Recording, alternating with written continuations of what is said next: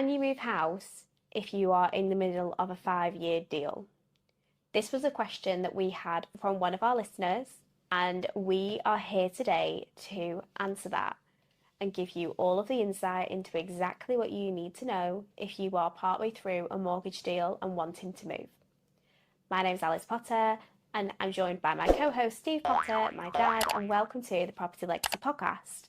We are here to educate you on all things property, to answer your questions, and we are super excited to get into this one as this is one of our first subscriber questions, and there's bits to go into. We're going to go into things like chains and stuff like that, but we're really hoping that this information is really going to help out some people that might feel a little bit stuck, feel like they need to stay put in one home.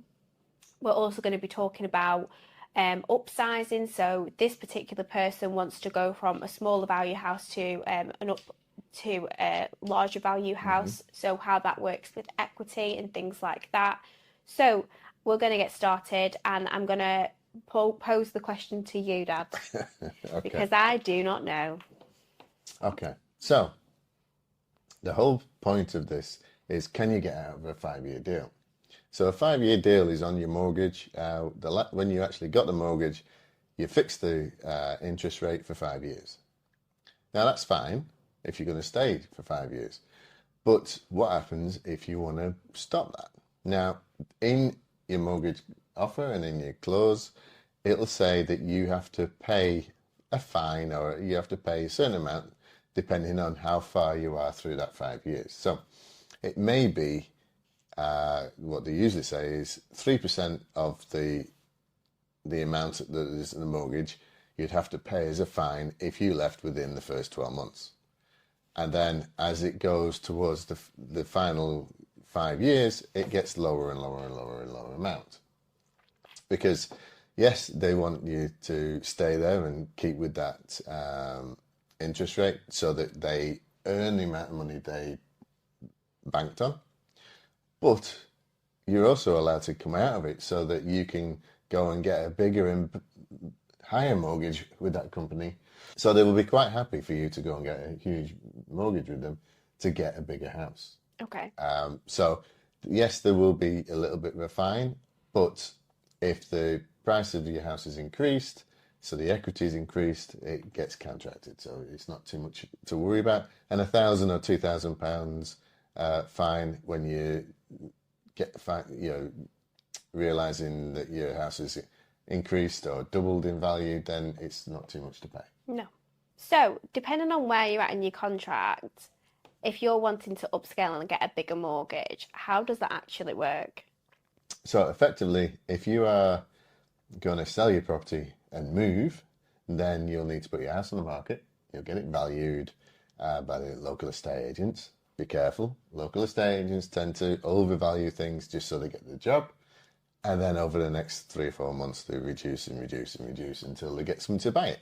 Because your house is only worth what somebody will pay for it, not the huge amounts that sometimes some estate agents, not all, some estate agents overinflate so they get the job. Yeah, some opinions. Yeah, so get some opinions. Now, next, once you've put it on the market and somebody's come around, looked at your property and bought it, you then need to go and find the house you want. And then you need to go and talk to your mortgage company or mortgage advisor and start to go through the process of getting your new mortgage for the future property. Now, if you are selling in a recession like we are at the moment, where the house prices are very, very low, the chances are that your house may not bring in as much money or as much equity as you thought. So you need to make sure that you get good quality advice of estate agents of what it's worth today, and look at how much equity that leaves you. And then you know then how much you've got to put down as a deposit, or you use the equity going forwards so that you can go and buy a bigger and better house.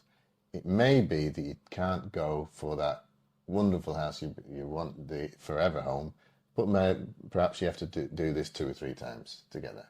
Okay. So, how do you calculate equity? Well, equity is just how much money is left in the property once you pay the mortgage off. So once you know the value today of your property, so say it was 100,000, and say the mortgage on it was 50,000, then you have 50,000 of equity. That's very simple. But if all of a sudden now your house is only worth 90,000, your equity is dropped by 10,000. Right. The mortgage stays the same, and depending on the recession, it could get lower and lower and lower until you've only got a small amount, or even becomes negative equity, where your property is worth less than the mortgage. And then you're stuck because you can't sell it for that because you can't settle the mortgage. How do you get out of that situation then?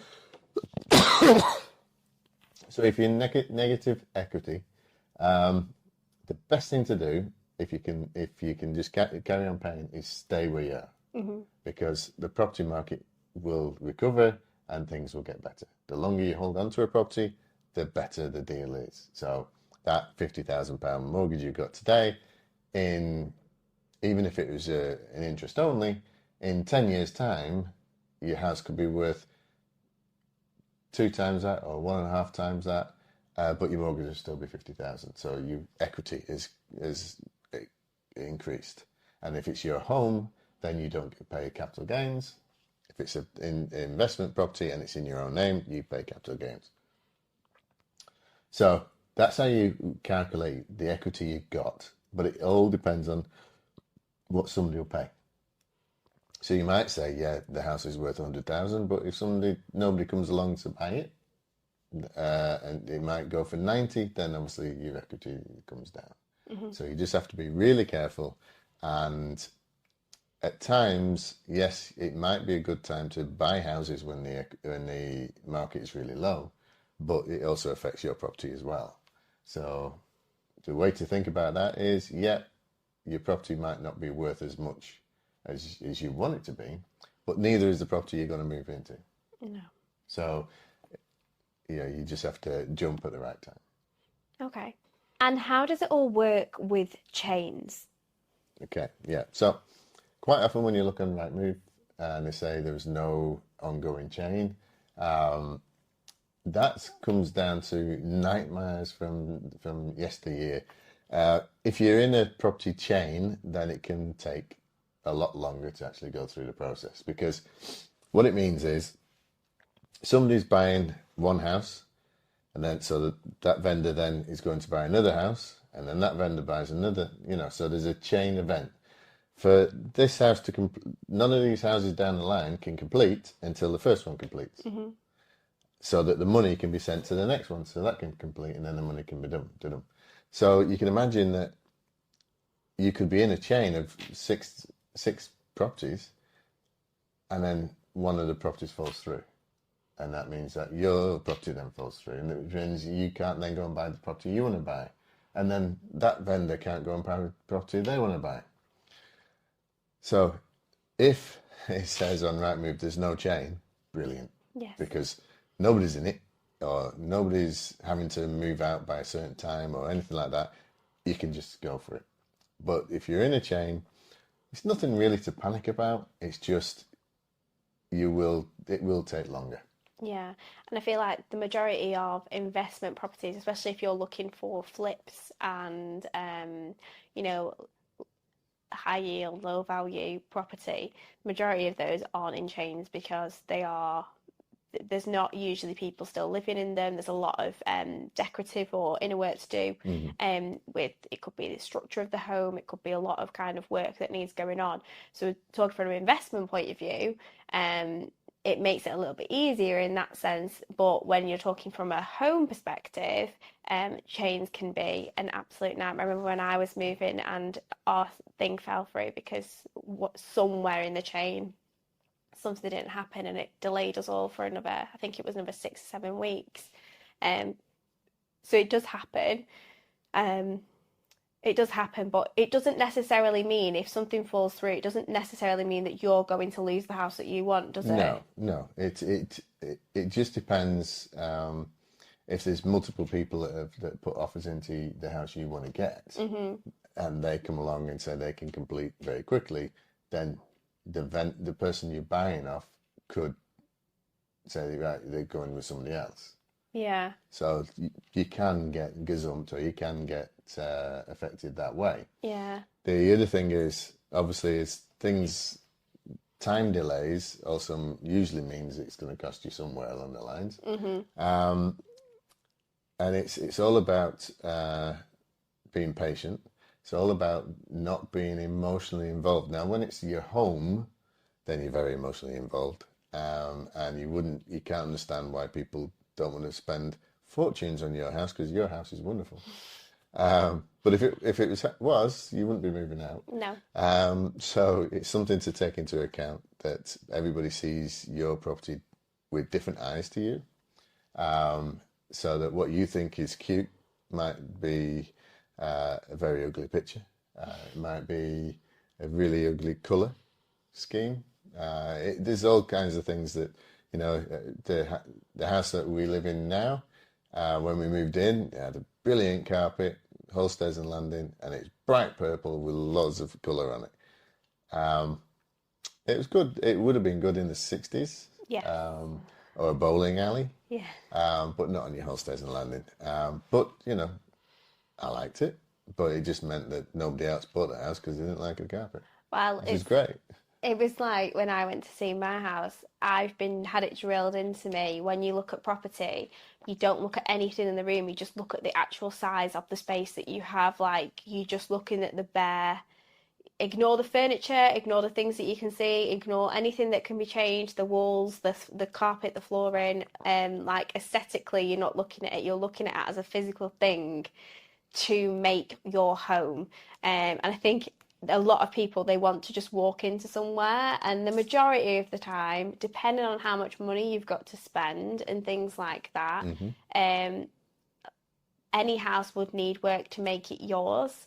Even brand new houses. Even brand new houses. And the same way, most houses as well, if they're an investment, again, some people want something that they can buy and just get rented out straight away. But the majority of the time, there is that work that you're going to have to do to make it up to your standard, how you want it to either be for yourself as somebody that lives there, or as the landlord, and how you want it to be for potential tenants and people that are going to be living there. Yeah, if you're investing, you're looking to add value.